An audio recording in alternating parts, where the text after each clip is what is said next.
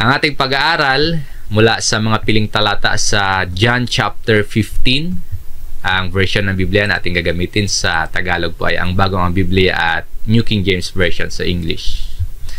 Sa pagkatawag sa atin ng Diyos at sa atin namang pagtugon sa pamamagitan po ng ating pananampalataya kay Jesus. Matapos na tayo ay sumampalataya at nagtamo ng kaligtasan, ano kaya ang layunin sa atin ng Diyos kung bakit tayo iniligtas niya?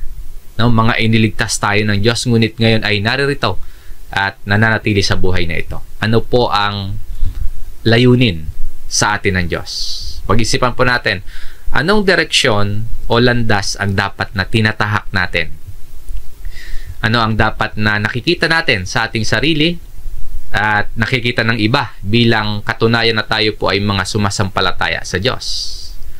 Mga kapatid, hindi lamang po tayo tinawag at hindi lamang tayo iniligtas ng Diyos at dadalhin niya sa kanyang kaharian, kundi dito pa lang sa lupa, habang taglay natin ang pangako ng kaligtasan, dito pa lang ay magbunga tayo. At hindi lang tayo basta magbunga, kundi ang magbunga ng marami. Na hindi lang po tayo iniligtas para mag-exist at hindi lang tayo iniligtas para mag-survive sa buhay na ito, kundi ang sinimula ng Diyos sa atin na pagkatawag, pananampalataya at paglilingkod ay hindi maging stagnant, kundi lumago po ito, tumibay at magbunga ng kabutihan sa sarili at sa buhay ng iba. Para tayong isang puno ng ubas na kapag itinanim, ang inaasahan nung nagtanim, nung may-ari ng ubasan, kapag tumubo na, mamumunga ang kanyang itinanim. Hindi itinanim para sa lilim lamang, no? O kaya hindi itinanim ng wala lang, kundi para sa bunga na pwedeng kainin, bunga na pwedeng ipamahagi sa iba, at para maitanim uli. Ganon din po sa ating buhay. Sa parehong paraan, ganyan din po ang layunin ng Diyos sa atin. Hinirang tayo, tinawag niya tayo para magbunga ng mabubuting gawa at magpakita ng pag-ibig at makapag-akay ng iba para makalapit kay Kristo. Dito po sa chapter 15 ng Juan, gumamit ng ilustrasyon ang Panginoong Hesus, ang puno ng ubas at ang mga sanga. Ang Panginoon ang puno at ang Ama naman ang tagapag-alaga. Ang mga mananampalataya ay ang mga sanga. Kung walang kaugnayan ang sanga sa puno, walang bunga. Pero kung nananatiling nakakabit, hindi lamang ito, yung sanga po hindi lamang ito magbubunga, kundi magbubunga ng marami. Pero sa pagpaparami ng bunga, ang isang puno po ng ubas, minsan po kailangang putulin yung ilang dahon o kaya ilang mga sanga. Kung titingnan yung pagputol na yon, para bang sayang lang. Pero kapag lumipas yung ilang araw o buwan, doon sa pinagputulan, doon po karaniwang lumalabas yung mga bunga. Pagpapakita na kapag hindi pinuputol yung mga sobrang sanga, maaaring hindi lumabas yung mga bunga. Sa ating buhay nga po, bilang mga mananampalataya at mga naglilingkod sa Panginoon, minsan po hinahayaan ng Diyos na dumaan din tayo sa pagpuputol o kaya pagbabawas. Pruning, yun yung tawag ng mga hardinero, no? O kaya mga magsasaka. Ngayon, ang tanong po, paano natin mapaparami ang sinimulan ng Diyos sa ating buhay? Hindi sapat na kumikilala tayo kay Kristo tapos ay tapos na. Kinikilala nga natin si Jesus pero wala na. Sa pagkilala po at sa pagsampalataya natin kay Kristo, dapat din tayong lumago, magbunga, at maging daluyan ng pagpapala patungo sa iba. Sa ating aralin ngayon mula sa mga piling talata dito nga po sa Juan chapter 15 ay may tatlong hakbang na itinuturo ang Panginoong Hesus para sa pagkakaroon ng bunga na marami. Una, pagpuputol para magbunga. Pagpuputol o paglilinis. Yun yung pruning, no? Ito ay masakit na proseso, yung pagpuputol. Ganun pa man, tanggapin natin ito ng may pananampalataya at pagtitiwala sa Diyos. Minsan po, tinatanggal ng Diyos sa mga bagay sa ating buhay. Yung mga nakakahadlang sa ating paglago tulad ng kasalanan, yung mga maling pag-uugali o kaya maling asal, At minsan may mga bagay na komportable tayo pero hindi talaga nakakabuti sa atin bilang tagasunod ni Kristo. Tinatanggal yung pagkaminsan sa atin ng Diyos. Sa verse 2, ang bawat sanga sa akin na hindi nagbubunga ay inaalis niya. Tulad nga ng isang magsasaka na nag-aalaga ng ubasan. Pinuputol yung mga sanga para mas tumibay at para mas lumago o dumami yung bunga. Kung ang Panginoong Hesus ang puno ng ubas, tayo naman ang mga nagsasabing nakaugnay sa Kanya, tayo ang mga sanga. Pero kailangan maging maingat tayo. Maging mapanuri tayo palagi. Bakit po? Dahil hindi lahat ng nagsasabing sanga ay tunay o kaya totoong bahagi ng isang puno. Meron kasing hindi totoo yung buhay espiritual. Maging yung mga nagsasabi na nakaugnay sila kay Jesus, maaring hindi talaga totoo. Ang sabi dito ng Panginoon, kung ang isang sanga ay hindi nagbubunga, no? That branch or every branch that does not bear fruit, ibig sabihin mga walang ebidensya ito ng tunay na pananampalataya, walang pagbabago sa buhay, walang bunga ng espiritu, walang impluwensya o kaya makaakay sa iba patungo kay Kristo. Ito ay inaalis ng Ama. Inaalis niya. He takes away. Ang sanga na sagabal, umaagaw sa sustansya, ay inaalis ng Diyos. At ang bawat sanga na nagbubunga ay nililinis niya. Ang ideya dito, pagpapalago sa pamamagitan ng paglilinis ng Diyos o pag-alis ng sagabal upang lalong magkaroon ng bunga. Dito po, mas makikita natin yung pagmamalasakit ng Diyos sa mga sanga o sa mga mananampalataya. Kung isang mananampalataya ay nagbubunga, halimbawa, may pagbabago sa ugali niya, may malasakit sa kapwa, naglilingkod sa Panginoon at nakikita ng maraming katangian ng pagiging tunay na Kristiyano, ang Diyos po ay patuloy na naglilinis sa kanila. Ito yung He prunes.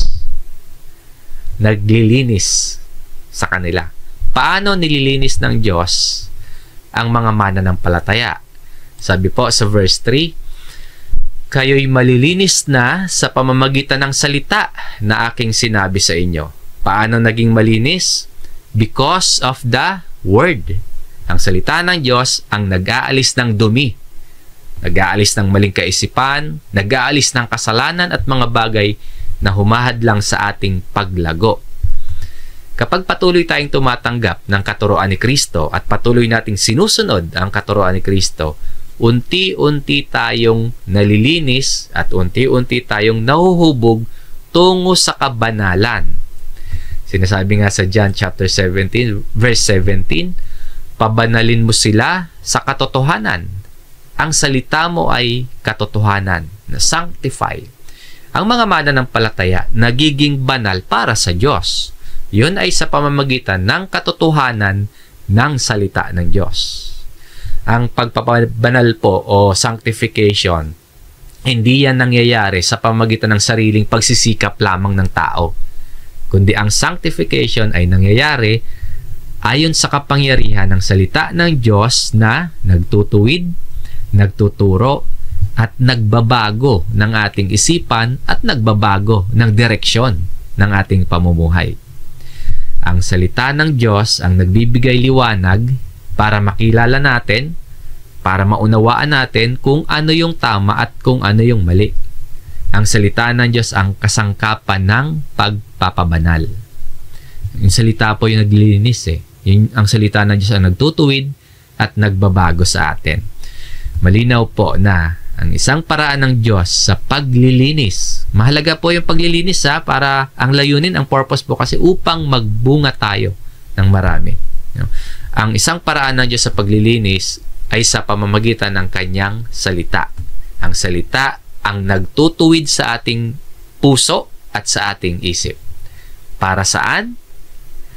Upang lalong magbunga. Ang pangunahing layunin ng Diyos sa paglilinis sa atin, hindi para manatili lang tayo kung nasaan tayo ngayon. Hindi para wala lang. kung bakit tayo nililinis, kundi ang umangat, ang lumago, at lalo tayong magbunga, that it may bear more fruit. Nais ng Diyos na magkaroon ng pag-unlad sa ating buhay Kristiyano. Bigyan din natin yung dalawang aspeto ng bunga. Una po, bunga ng Espiritu. Basahin natin ang sulat ni Pablo sa mga taga-Galatia sa chapter 5, sa verse 22 at 23. Subalit ang bunga ng Espiritu ay pag-ibig, kagalakan, kapayapaan, pagtatyaga, kagandahang loob, kabutihan, katapatan, kaamuan at pagpipigil sa sarili. Laban sa mga ito ay walang kautusan. Habang nililinis tayo ng Diyos sa kabila ng problema, sa kabila ng anumang pagdaanan natin, kahirapan man yan, kaguluhan man yan, habang nililinis tayo ng Diyos, lalo po tayong natututo at nakikitaan ng mga ito. Itong bunga ng Espiritu na Espiritong kumikilos sa atin. Itong love, itong joy, peace, itong long-suffering, kindness, habang nililinis tayo ng Diyos, nakikitaan tayo ng mga ito. Goodness, faithfulness, gentleness, self-control. So kung sinasabi natin na tayo po ay nakaugnay kay Kristo at ang mga ito ay ang bunga ng Espiritu, ibig sabihin, nakikitaan tayo ng pagbabago mula sa loob natin hanggang sa panlabas nating pagkilos at pag-uugali. At yung pagbabago natin, tuloy-tuloy, lalong nagbubunga, lalong dumadami ang bunga.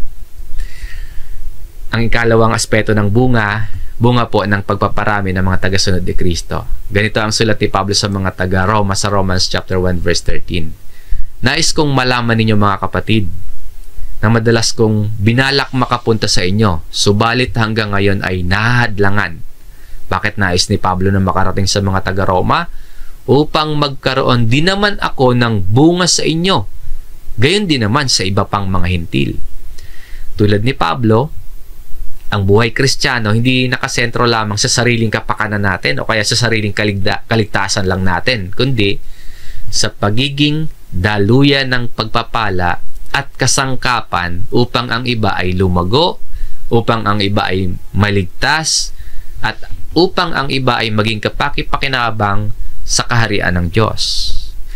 Ang tunay na bunga sa buhay ng isang lingkod ng Diyos ay hindi lang nakikita sa kanyang sariling paglago, kundi sa pagpapalaganap din po ng pananampalataya at pagtulong sa iba, na ang iba ay magtamo ng pananampalataya at lumago din sila kay Kristo. Yung tunay na bunga ng buhay ng isang lingkod ng Diyos, nakikitaan ng pagbabahagi sa iba ng Ebanghelyo, sa anumang kaparaanan, sa anumang pagsuporta, nagtuturo sa mga katuroan ni Kristo, nag-aakay sa iba na sila man ay sumunod kay Kristo sa paraang biblikal. Pag-isipan din natin ito mga kapatid. Ang isa pang bunga na maaaring inaasahan sa atin ng Diyos bilang mga mananampalataya, hindi lamang ang naging mananampalataya na tayo tapos ay tapos na, kundi ang makitaan din tayo ng mga taong naaakay natin at naging tunay na tagasunod din sila ni Kristo. Sa atin pong pangunahing talatang tinatalakay, nais ng Diyos na magkaroon tayo ng bunga. At hindi lang kakaunti na bunga, kundi marami. More fruit upang lalong magbunga. Ang paglago at pagkakaroon ng bunga ay hindi instant, kundi isayang mahaba at tuloy-tuloy na proseso. Dadaan tayo sa paglilinis o yung pruning hanggang sa magkaroon tayo ng mga bunga, hanggang sa dumami yung mga bunga. Kung wala tayong bunga, magsusuri tayo. Magche-check tayo lagi. Baka hindi talaga tayo nakakabit sa puno ng ubas. Paano natin malalaman kung nakaugnay tayo sa puno ng ubas? Magsuri. May pagbabago ba sa pag-uugali natin? Yung pagkilos ba natin, nasa atin ba at namumunga ba yung Espiritu sa atin? Tayo ba ay nagbabahagi o nakikibahagi at nakasuporta sa mga gawaing pagpapahayag ng ebanghelyo sa iba? At sinusunod ba natin ang tagubilin ng Panginoon na bilang mga alagad na, tayo din po ay gumawa ng iba pang mga magiging alagad niya? Kung tayo po ay nakaugnay o konektado kay Kristo, tayo po ay nananampalataya hindi lamang sa salita, kundi may pamumuhay na nagpapahayag kung sino si Jesus at umaakay sa iba na maging tagasunod din sila ng Panginoon. Malinaw po ang layunin sa atin ng Diyos, ang hindi lamang tayo manatili o kaya stagnant. Anumang kalagayan natin ngayon, hindi kailangang manatili o walang paggalaw. Lalo na yung ating pananampalataya, yung ating mga paglilingkod at pamumuhay bilang mga Kristiyano. Nililinis tayo at itinutuwid tayo ng Diyos upang lalong magbunga. At tanggapin po natin ito ng may pananampalataya at pagtitiwala. Ngayon, paano tayo magpapatuloy sa ganitong kalagayan? Yung lalong magbunga. Sa ikalawang punto ng ating aralin, manatili kay Kristo. Ang salitang manatili po, ilang ulit na binabanggit dito ni Jesus sa John chapter 15. Pagbibigay diin na ang pananatili, ang susi para magpatuloy tayo sa pagkakaroon ng bunga. Sa verse 4, kayo'y manatili sa akin at ako'y sa inyo. Ang larawan pa din dito, puno at sanga. So, abide o remain. Patuloy na maging konektado. Patuloy na manatiling nakaugnay. Hindi pansamantala. Hindi pa minsan-minsan lang. Kundi tuloy-tuloy na koneksyon, tuloy-tuloy na relasyon kay Kristo. Kung si Jesus ang puno, siya ang pinagmumulan ng ating buhay. Siya ang pinagmumulan ng ating lakas at sustansya. Kung wala si Jesus, kung wala tayo kay Jesus, walang saysay ang buhay at yung buhay spiritual natin. At ang sinasabi ditong, at ako'y sa inyo, o and I in you, nagpapakita na malapit na ugnayan, na hindi lang tayo ang lumalapit sa Panginoon, kundi siya mismo ay sumasa atin din.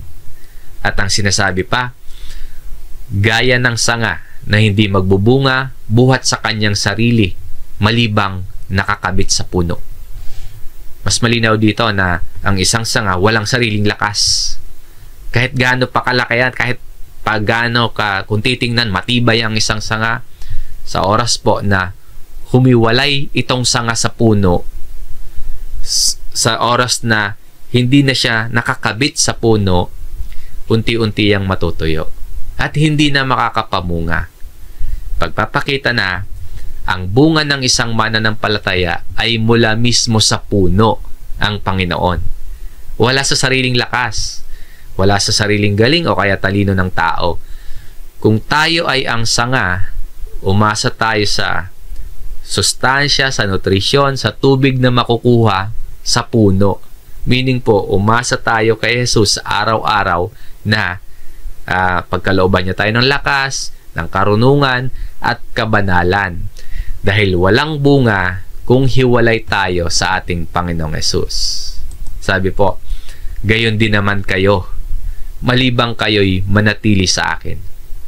Ang sanga na nahiwalay sa puno, hindi magkakaroon ng bunga at matutuyo hanggang sa mamatay. Sinasabi dito ni Jesus, imposible na mamunga ang isang Kristiyano kung hiwalay sa Kanya. Ang bunga na inaasahan sa atin ng Diyos, hindi makukuha sa pamagitan ng sarili nating galing at sariling pagsisikap lang, kundi sa pananatili, abide o remain at pagdepende natin sa puno, sa ating Panginoong Jesucristo. Sa verse 5, ako ang puno ng ubas, kayo ang mga sanga. Ang nananatili sa akin at ako'y sa Kanya ay siyang nagbubunga ng marami. Sapagkat kung kayo'y hiwalay sa akin, wala kayong magagawa. Ang isang makabuluhang buhay Kristiyano o buhay na nagbubunga ng marami ay patuloy na nananatili kay Kristo. Lahat ng mga gawa at lahat ng pagsisikap natin magkakaroon ng saysay kung tayo po ay nakaugnay sa ating Panginoong Hesus. At kung tayo nga ay nakakabit sa Kanya, magbubunga ito sa atin ng pag-ibig, ng kabanalan, ng pag-akay sa iba na sila man po ay maging alagad din ng Panginoon. Mga kapatid, ang itinuturo sa atin dito ng Panginoon, ang tunay na buhay Kristiyano ay ang pananatili sa Kanya, pananatili kay Jesus at pagkakaroon ng bunga, nagbubunga ng marami. Sa huling punto po ng ating aralin, mas makita pa natin na ang pananatili kay Kristo para magbunga tayo ng marami at sa pamamagitan po nito ay maluwalhati natin ang Diyos. Number 3, magbunga ng marami. Ang dulo at ang layunin ng ating pananatili kay Kristo, ang paglilinis sa atin ng Diyos ay ito, ang magbunga ng marami. Para saan? Sa verse 8, sa pamamagitan nito'y naluluwalhati ang aking Ama. Ang pangunahing layunin ng lahat ng bunga sa ating buhay, hindi para ipakita na meron tayong bunga, na sagana tayo sa bunga. Hindi para ipakita na tayo ay mabuti. Hindi ganon. Kundi po, ang pangunahing layunin ng lahat ng bunga sa ating buhay ay ang maluwalhati at ang mabigyang papuri ay ang Amang Diyos. Sabi dito ni Jesus, by this, my Father is glorified, that you bear much fruit. Kapag nakikita ng iba ang bunga ng ating buhay, na meron tayong pag-ibig, na namumunga sa atin ang Espiritu, may kabutihan, may katapatan, at nakakaakay tayo ng iba tungo sa pananampalataya sa paraang biblikal, ang resulta po nun, ang Diyos Ama ang natataas, hindi tayo. Ang Diyos ang naluluwalhati, hindi tayo. At ang pagdidiin nga po dito, na kayo'y magbunga ng marami. So talagang hindi stagnant. At hindi lang basta magbunga o kaunting bunga, no? Kundi maraming bunga. Sa ibang salin po ng verse na ito, masaganang nagbubunga. Ang taong nakaugnay kay Kristo ay katulad ng isang sanga na nakakabit sa puno. Yung sanga na nakakabit sa puno, nagbubunga ng marami. Ito yung buhay na nagbibigay parangal sa Diyos, nagbibigay luwalhati sa Diyos. Ang buhay na nagbubunga ng marami. At sa dulo ng talata, at maging mga alagad ko. Ang bunga ng mabubuting gawa at paglago sa pagkakilala sa Diyos, ito po ay ebidensya ng pagiging alagad ni Kristo. Ipinapakita dito na yung pagkakakilanlan bilang alagad ni Kristo, merong ebidensya. Ang pagkakaroon ng maraming bunga. At ang pagiging alagad, hindi yan title. O kaya yung pagiging alagad ni Kristo, hindi lang sinasabi lang, kundi buhay na nakikitaan ng mabubuting gawa, may pag-ibig, at mayroong pag-akay sa iba na maging tagasunod din sila ni Jesus. At sa lahat ng yon, yung mabubuting gawa, yung pag-ibig, yung pag-aanyaya sa iba na maging tagasunod ni Jesus, sa lahat ng yon, ang Diyos ang naluluwalhati. Mga kapatid, ipaalala sa atin na ang pagiging alagad ni Kristo nananatili sa Kanya at nagkakaroon ng bunga bilang patunay ng kaugnayan o pagkakadugtong o pagkakakabit natin sa Panginoon. At sa pagkakaroon natin ng bunga, yung Ama ang naluluwalhati. Kaya po, kung susuriin natin yung ating mga sarili, ano yung bunga na nakikita sa atin bilang patunay na tayo po ay na kay Kristo at si Kristo ay nasa atin? Ano yung bunga na nakikita sa atin sa pamumuhay natin? At paano pa natin ito mapaparami? Nang sa gayon po, ang layunin ay lalo pang maluwalhati ang Ama. Ang paalala po sa atin, ang buhay na kay Jesus, hindi stagnant. hindi nakahinto, kundi lumalago, nagbubunga, gumagalaw, may pag-unlad, dumadami ang bunga, may ginagawa, at may kabuluhan ang mga ginagawa. Yung ating halaga, kung sino tayo ngayon bilang mga alagad ni Kristo, yung ating paglago sa pananampalataya, at yung ating pamumunga ay nakaugat dapat sa ating ugnayan sa ating Panginoong Hesus. Sa John chapter 5 verse 5, sabi ng Panginoon, "Ako ang puno ng ubas, kayo ang mga sanga. Ang nananatili sa akin at ako'y sa kanya ay siyang nagbubunga ng marami, sapagkat kung kayo'y hiwalay sa akin, wala kayong magagawa." Tanggapin po natin ang pagpuputol ng Diyos o yung pruning, yung proseso, kung para dumami pa yung at lumago pa yung bunga natin. Tanggapin natin ang paglilinis ng Diyos ng may pananampalataya, at nakatitiyak po tayo na mas ikabubuti natin ito. Manatiling tapat sa ating paglakad kay Kristo. At sa ating pananatili, magkakaroon tayo ng bunga. At sa pagkakaroon natin ng mga bunga, ang Diyos Ama ang maluluwalhati. At tayo naman ay nakikilalang mga tunay na alagad ni Kristo. Bilang mga mananampalataya, nananatili ba tayo kay Jesus? Nakikitaan ba tayo ng ebidensya na tayo nga ay mga tagasunod ni Jesus? Nakikitaan ba tayo ng bunga ng Espiritu? At may mga inaakay din ba tayong iba na sila man ay maging alagad ng Panginoon? Kung oo ang sagot natin sa mga tanong na yan, ipagpatuloy mo po ito para sa kaluwalhatian ng Diyos.